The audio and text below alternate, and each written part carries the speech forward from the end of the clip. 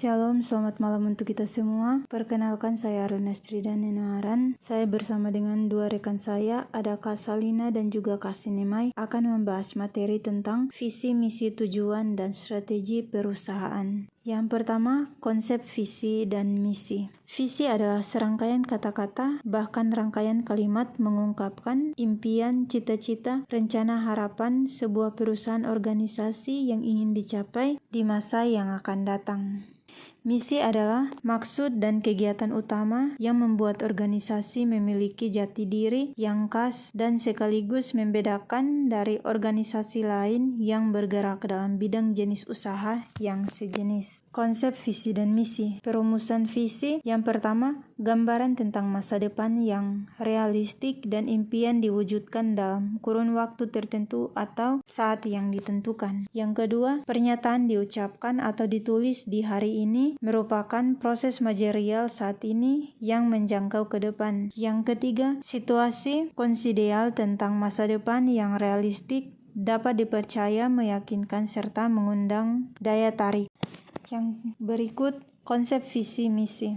Perumusan misi merupakan hakikat didirikan organisasi yang dapat mencakup penggambaran tujuan, pembentukan organisasi, kegiatan dan kiat organisasi merupakan fondasi menyusun perencanaan strategis yang menunjukkan pentingnya organisasi. Yang ketiga, harus jelas pernyataan kepedulian organisasi terhadap kepentingan pelanggan. Yang keempat, dapat mengundang partisipasi masyarakat luas terhadap perkembangan bidang utama yang digeluti.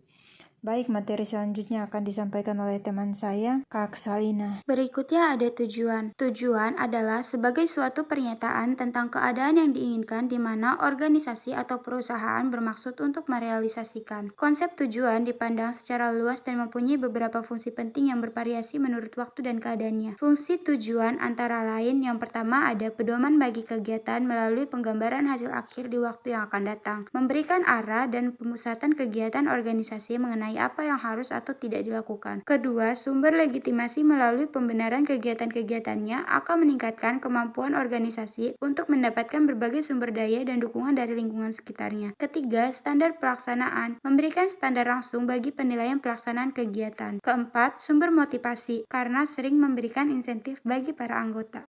Strategi perusahaan adalah rumusan perencanaan komprehensif tentang bagaimana perusahaan akan mencapai misi dan tujuannya. Sementara menurut Milkovic 1994, strategi adalah arahan jangka panjang yang merupakan keputusan terintegrasi dan terarah kepada tujuan yang spesifik. Menurut Griffin 2000, jenis strategi terdiri dari 3 bagian. Yang pertama ada strategi pada tingkat perusahaan, yaitu strategi yang dilakukan perusahaan sehubungan dengan persaingan antar perusahaan dalam sektor bisnis yang dijalankannya secara keseluruhan. Kedua, strategi pada tingkat bisnis, yaitu alternatif strategi yang dilakukan oleh perusahaan sehubungan dengan persaingan bisnis yang dijalankannya pada beberapa jenis bisnis yang diperdagangkan. Yang ketiga, strategi pada tingkat fungsional, yaitu strategi perusahaan pada bagian pemasarannya khususnya di tingkat periklanan. Baik, saya akan melanjutkan slide berikutnya, di mana pada slide ini kami membahas sebuah studi kasus yang diambil salah satu perusahaan yang sukses hingga saat ini, yaitu perusahaan PT Sinar Sosro. Perusahaan Sosro ini merupakan pelopor produk minuman teh siap minum dalam kemasan yang pertama di Indonesia, di mana produk-produknya ini yang terdiri dari teh botol Sosro, fruity Sosro, es tea, Teps, dan air mineral Prim A. Yang menjadi visi misi dari PT Sinar Sosro ini adalah visinya adalah mengutamakan agar produk-produknya dapat sampai pada konsumen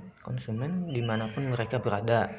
Artinya PT Sosro mengharapkan produk-produk yang telah diproduksinya itu mampu tersebar luas di seluruh Indonesia. Sementara untuk misinya yaitu meningkatkan jaringan distribusi baik nasional ataupun internasional dengan memasarkan produk baru di bidang minuman. Artinya PT Sosro mengharapkan jaringan distribusi yang sangat luas hingga menembus pasar internasional. Nah, sementara untuk tujuan PT Sinar Sosro yaitu mempunyai sebuah cita-cita yang tertuang dalam sebuah visi, yakni untuk menjadi perusahaan minuman kelas dunia yang dapat memenuhi kebutuhan konsumen kapan saja, di mana saja, serta memberikan nilai tambah untuk semua pihak terkait. Selanjutnya, strategi yang diterapkan oleh PT Sinar Sosro adalah membangun atau memelihara atau memperkuat citra merek Sosro sebagai produk dan merek teh yang alami, berkualitas dan unggul. 2. Meningkatkan pelayanan dan distribusi baik kualitas maupun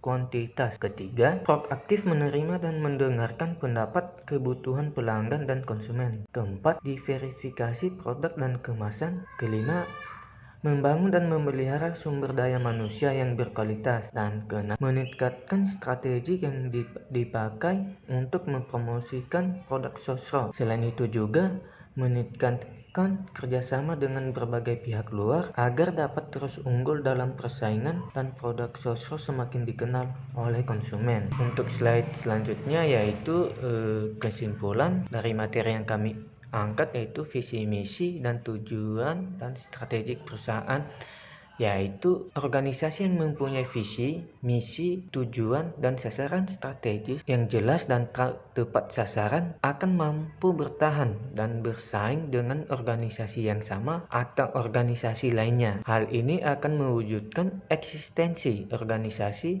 dalam menghadapi tantangan dan perubahan yang sudah mengglobal. Visi misi, tujuan, dan sasaran strategis organisasi dapat diwujudkan secara holistik atau keseluruhan jika komponen yang ada dalam organisasi memiliki teamwork yang terpadu, sehingga organisasi tersebut akan mudah dalam mewujudkan visi, misi, tujuan maupun sasaran strategis organisasi yang telah ditetapkan. Demikian dari presentasinya kelompok kami, kurang lebih kami ucapkan terima kasih.